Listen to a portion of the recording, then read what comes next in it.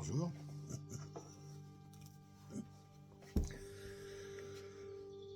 Ouh, j'ai l'impression que va un petit peu mieux là depuis quelques jours, même si j'ai eu des soucis de santé difficiles.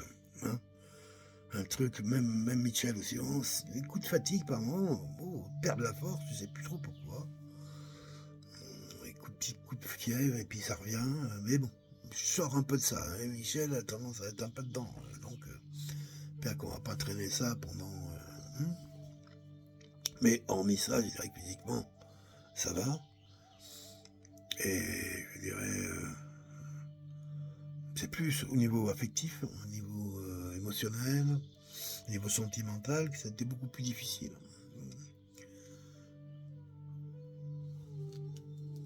J'ai fait tout un travail sur un temps sur l'enfance, et qui m'a amené à lancer une procédure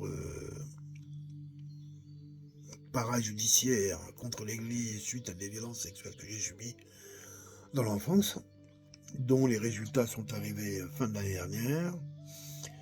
Bien sûr, qui allait tout à mon avantage, c'est évident. Mais ça m'a laissé dans le trouble quand même, ces 2 années et demie. C'est toujours pas fini d'ailleurs. J'attends encore des documents, je dois me remettre en rapport. Ben, bref, c'est quand même quelque chose d'assez éprouvant. En même temps, j'avais demandé que me soit fourni mon dossier administratif ASE, ou DAS. Donc il m'est arrivé lui aussi, il m'a fait lire des choses pas faciles. C'est vrai, ouais, je dirais, ouais. Et mon bracelet qui m'ont mis un peu sur le côté, petit à petit, m'a amené à... Comment je dirais ça? C'est pas fini d'ailleurs, mais... à me reprendre en main, me dire, je peux pas continuer comme ça. Ces documents m'ont montré, en gros, que dans l'enfance, j'étais pas quelqu'un de gentil. Hein. Mais ça, je le savais. Je savais. Je savais que j'avais été quelqu'un d'intelligent, mais malade et méchant. Enfin, violent. Applicaïble même. Ouais, me bagarrer souvent. Pour un oui, pour un non, ouais, même pour 2 noms des fois. J'ai pris plein de raccourcis, j'ai utilisé le mensonge pour me positionner jusqu'au jour où je me suis rendu compte quand même qu'on pouvait s'y perdre là-dedans. Donc j'ai commencé à diminuer un peu le truc. Et ça m'a pas plu. Tant que je pouvais encore me maîtriser, mais où il y avait le mensonge de circonstance, c'est-à-dire justement, j'en ai rien à foutre de... Bref, c'est en gros, je te crache dessus, quoi. Pourquoi était comme ça? Pourquoi ça? Ah ben... il suffit de lire le dossier administratif des géniteurs que furent mes parents pour se rendre compte que tout était là pour faire de nous ce que nous sommes devenus. Enfin, dans cette période-là.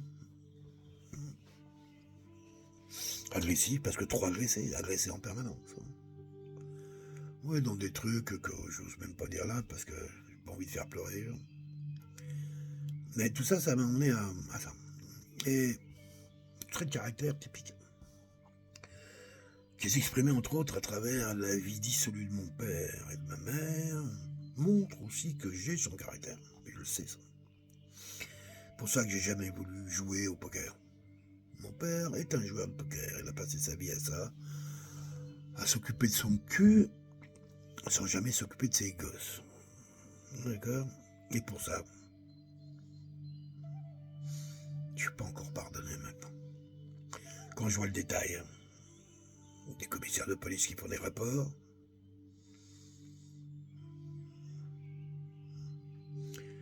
c'est un peu ici encore. Hein. Disons que, à trop voir les fautes des autres, on a l'impression que quelque part la vie peut fonctionner avec ça. Qu'on peut être complètement à côté et avancer quand même. Mais vers où? Pourquoi? Ben, je crois que moi, quand j'ai commencé la vie, j'ai jamais su pourquoi. Je savais pas pourquoi. À un moment, ouais, il fallait un peu de sous, hein, je travaillais pour gagner un peu d'argent, les enfants, pour acheter un plus gros véhicule, mais j'ai jamais bien saisi pourquoi. Pourquoi la vie? Pourquoi vivre? Et comment. David s'est chargé de m'expliquer tout ça, tout le comment.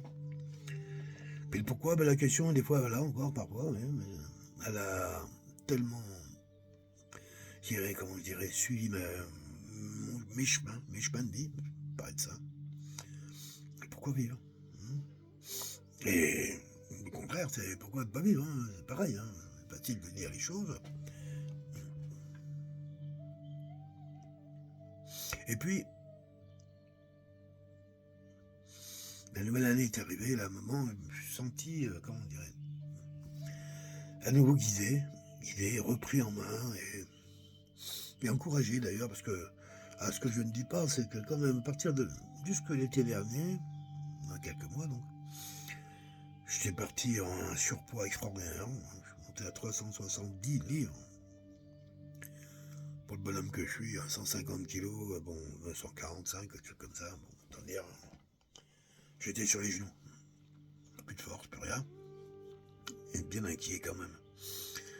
Et je me suis dit, là, il va falloir arrêter les bêtises de tous ces jeûnes extraordinaires que j'ai fait. J'ai fait des jeûnes de 70 jours, mais des choses comme ça, qui m'ont amené effectivement des résultats indéniables. De 70 jours de jeûne, tu vas perdre du poids, je te le garantis. On avait perdu près de 80 livres. Mais c'est pas... Mais quand je regarde, en fin de compte, j'en ai repris après, quand de 130 ans. Donc, et puis c'est pas la première fois, ça. Et donc c'est là que je me suis dit, depuis l'été dernier, je me suis dit, reprends un jeûne alterné, tranquille, fais-le bien. J'allais doucement.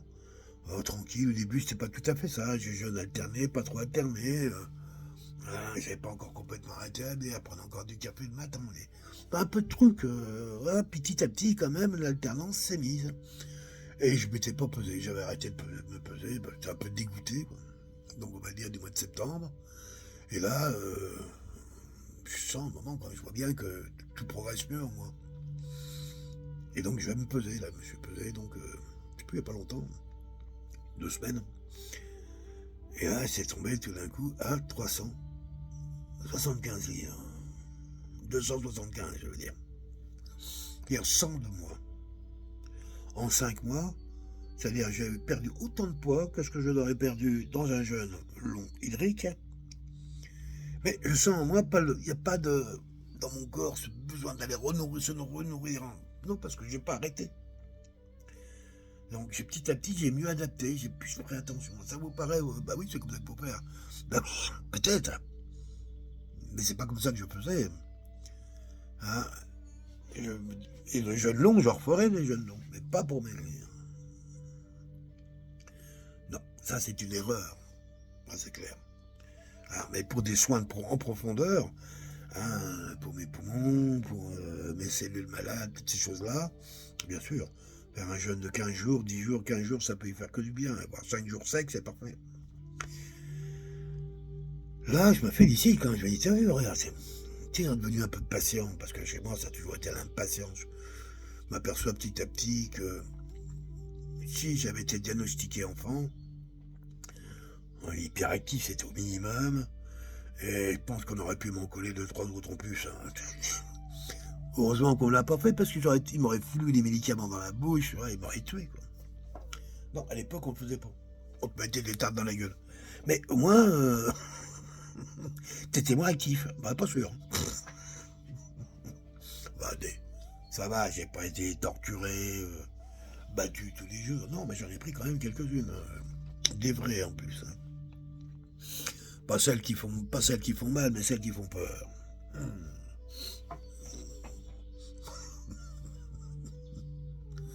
Et oui, donc, moi je sais plus où j'en suis, mais je continue ce travail donc sur soi que j'ai fait là, m'amène à me rendre compte quand même que ces impatiences, parce que moi le jeûne correspond à mon impatience. C'est parce que je suis pressé. Un peu chez moi, il y a un côté tout de suite, mais c'est un peu proche à cette époque. Et heureusement que j'ai des compensations extraordinaires, que sont la pêche à la ligne, les promenades en forêt, rien de tout de suite, c'est au contraire. Mais dans le faire, je suis un peu comme ça, j'ai de moins en moins, mais quand même été comme ça. Maintenant, tout de suite, vite. Pas trop de patience. Et c'est ça que je vais pouvoir travailler, la patience à tout prix. Et je pense que le jeune long, moi, correspondait à ça, à mon impatience, ce tempérament. Enfin bref, je m'aperçois qu'en fin de compte, en remettant le jeûne alterné tranquille, j'ai de très bons résultats. Et donc là, j'ai décidé de continuer dans cette voie, plus en conscience, euh, et puis de mieux travailler encore un peu plus dans la qualité de l'alimentation, et puis en même temps en enlevant tous les stress que je peux me mettre assez facilement en me disant, oh toi là, hier on a été invité, hier ou avant-hier, chez des amis avant-hier, chez des amis à bruncher, là. Ça ne correspond pas du tout à mon jeûne, que moi je fais plutôt le soir, et pas c'est pas grave. J'ai pris très grand plaisir à manger un petit peu avec tout le monde, et c'était très agréable. Je pense qu'il y a quelques temps, j'aurais dit, oh, je jeûne, ça m'emmerde, je vais pas y aller. Là, non, c'est fini, ça. Et on prend aussi à la vie sociale, ça date. Et c'est en enlevant tous ces stress, en fin de compte, qui fait que la qualité de mon jeûne alterné s'avère être de mieux en mieux.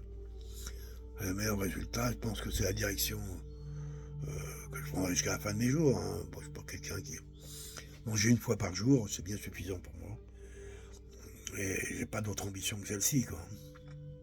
Et puis, quelques jeûnes de temps en temps pour se faire du soin, encore toujours mes poumons à guérir. Donc, un petit 5 jours ou 10 jours de temps en temps me ferait du bien. Voilà. Donc, je voulais témoigner un petit peu de cette période printanière, début d'année, enfin qui n'a jamais commencé. Et je ressens un peu ce printemps en moi. Parce que le printemps, en fin de compte, il est partout. C'est comment je dirais, chez l'homme, c'est un rafraîchissement de l'âme et un renouvellement du corps.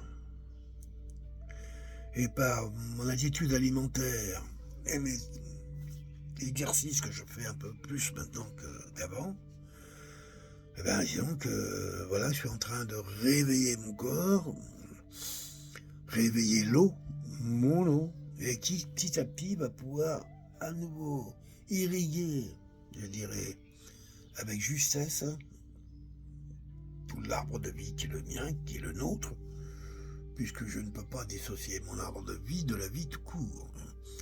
Tout ce qui est vivant s'y associe. Un petit oiseau, là, je vois un G2 d'ailleurs, se bouger, hop, la petite mésange tête-main, c'est nous, c'est la vie. Le grand boulot, là, qui est toujours pas réveillé, qui va me donner tellement d'eau, là, dans 2 mois, 2 mois et demi. C'est pas parce qu'elle n'est pas réveillée qu'elle est morte, elle n'est pas morte du tout, Il sort. Vous savez, les arbres, ils ont cette capacité extraordinaire de se mettre ils végètent, ils se vident de leur eau, là, un peu avant l'hiver, c'est des tonnes d'eau, un grand arbre comme ça, c'est plusieurs milliers de litres d'eau qui circulent dans tout son arbre. Et au début de l'hiver, il se vide. Stop, terminé, vider les bassins, ça pour pas que ça gèle, bien sûr. Il a compris, maintenant il y a une compréhension différente. Et puis au printemps, il va aspirer à nouveau de l'eau, alors ici en plus où on habite, qui fait que si tu sais comment le faire, et j'ai appris à le faire, en une journée, je peux prendre 100 litres d'eau sur cet arbre. 100 litres d'eau. Après, j'en ai pris 50, et j'en bois encore. Excellent. Extraordinaire de boire de l'eau filtrée par l'amour d'un arbre. C'est bon. Et l'eau d'érable, encore meilleure, parce qu'elle est un peu sucrée. Suffisamment pour en faire une agréable eau sucrée. Et puis si on veut faire du sirop vraiment, il suffit de multiplier la concentration par 40 litres d'eau sucrée pour faire 1 litre de sirop. J'ai pas eu autant l'année dernière, mais cette année je compte bien le faire. Voilà, une bouteille du naturel. Parce que être dans le naturel que tu connais, tu peux voir un peu à tous les endroits où tout est en complicité, tout est en harmonie, tout se rencontre, se mélange, les forces des uns et des autres s'associent pour à la fin arriver au spectacle extraordinaire de la rencontre et du partage, sous toutes ses formes. On appelle ça le printemps. Le premier temps, the prime time. Il est là. Je le sens fortement en moi. Et si vous faites de même, si vous le ressentez en vous, en ce moment on se ressent l'un et l'autre alors. Pas vrai? Tu me diras. Bonjour. Bon matin.